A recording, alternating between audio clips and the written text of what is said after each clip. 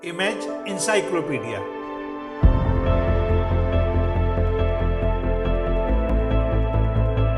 जानकारियों और जिज्ञासाओं की अद्भुत दुनिया। हेलो दोस्तों, अपने इस चैनल के हर वीडियो में हम आपको किसी एक विषय की विश्वसनीय तथ्यों के सहित पूर्ण जानकारी देंगे।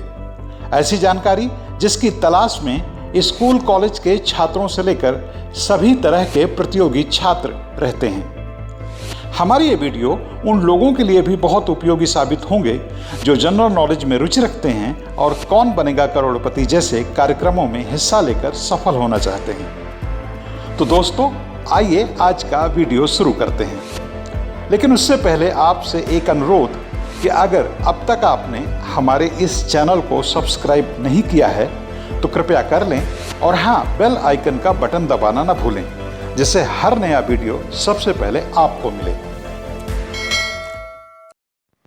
किसी नई आपदा का बायस न बन जाए, कोरोना के कारण बेतहाशा बढ़ा बायो वेस्ट। कोरोना काल के पहले अस्पतालों से बायो मेडिकल वेस्ट की जो मात्रा हर रोज निकल रही थी, कोरोना के बाद यह 100% से भी ज़्यादा बढ़ चुकी है। यह स्वाभाविक है क्योंकि अस्पतालों में मरीजों की कतारें लगी हुई हैं, कोई एक भी बेड खाली नहीं है और कोढ़ में खाज यह कि कोरोना में ज़्यादातर चीज़ें दोबारा उपयोग में नहीं लाई जाती। खासकर PPE kit, mask, gown, face shield, दस्ताने, बोतल, drip, injection, needle, diaper, sanitiser व ग्लव्स। कोरोना मरीज का इलाज करने वालों को इन्हें एक बार इस्तेमाल करके फेंक देना होता है। यही वजह है कि आज देश ही नहीं, दुनिया के हर उस अस्पताल में जहां कोविड मरीजों का इलाज हो रहा है, हर दिन पहले के मुकाबले कई गुना ज़्यादा बायो वेस्ट निकल रहा है। हालांकि इसकी पहले से ही आशंका थी और उसी के हिसाब से इस दौरान ज़्यादातर बायो वेस्ट को ठिकाने लगाने की तैयारी भी की गई थी।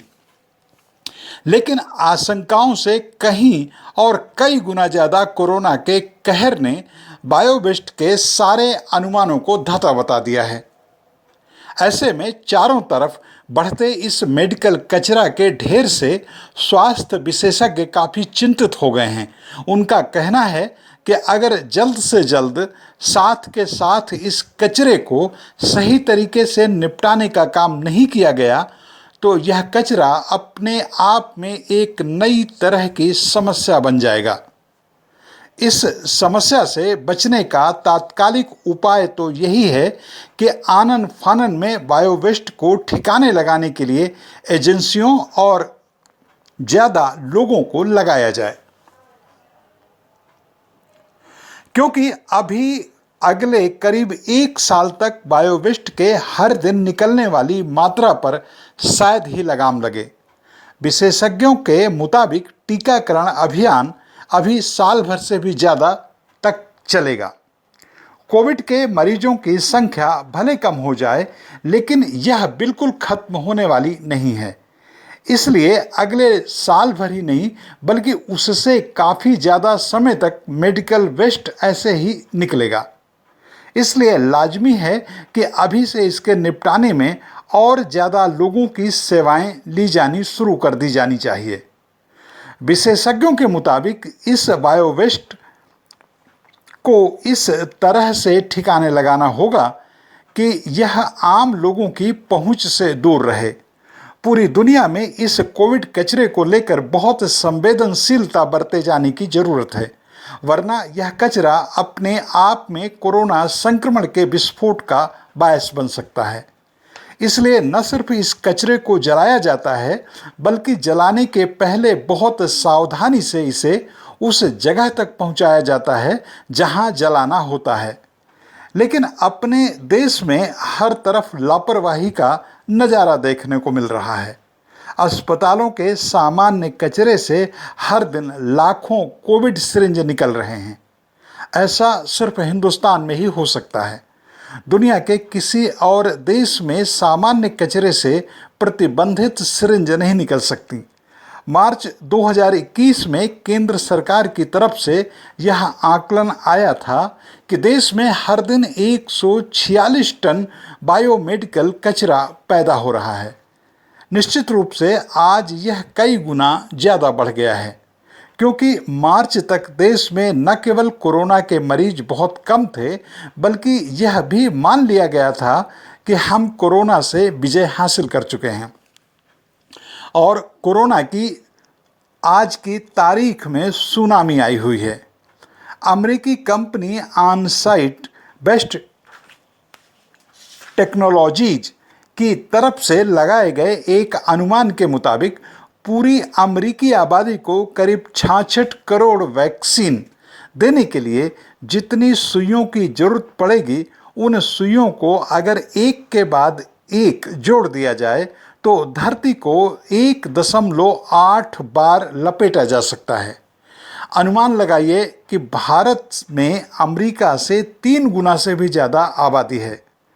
तब हमारा मेडिकल कचरा कितना होगा?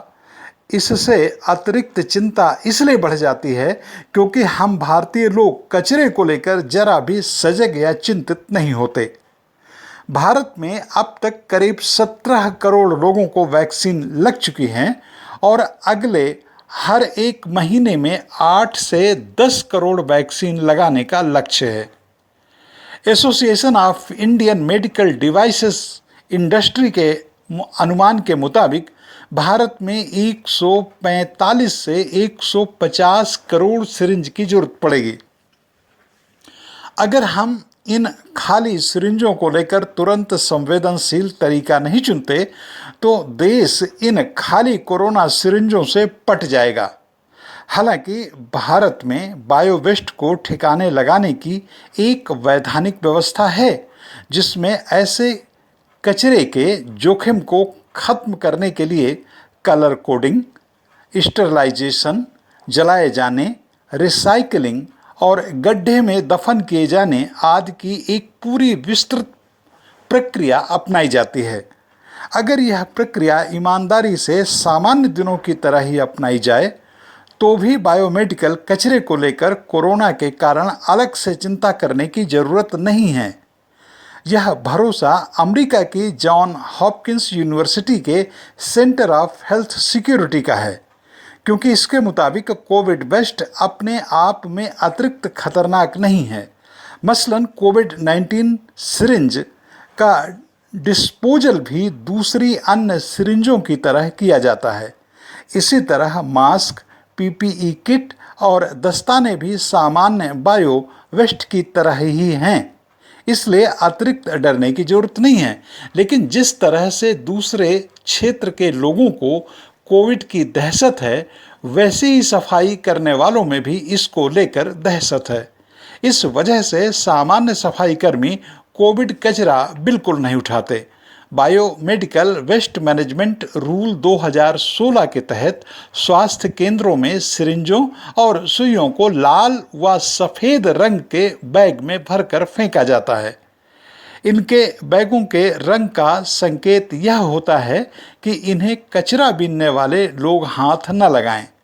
लाल रंग का गैर क्लोरीन युक्त प्लास्टिक बैग विषैले होते हैं, लेकिन रिसाइकिल योग्य कचरे जैसे इंट्रावेनस ट्यूब, कैथेटर, बोतलें, यूरिन बैग और दस्ताने के लिए होता है।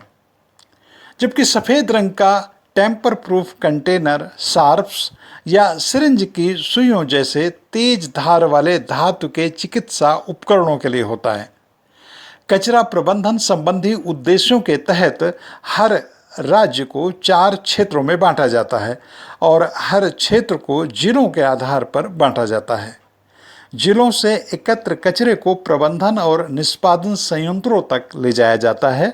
एकत्रित कचरे को ऑटोक्लेव किया जाता है।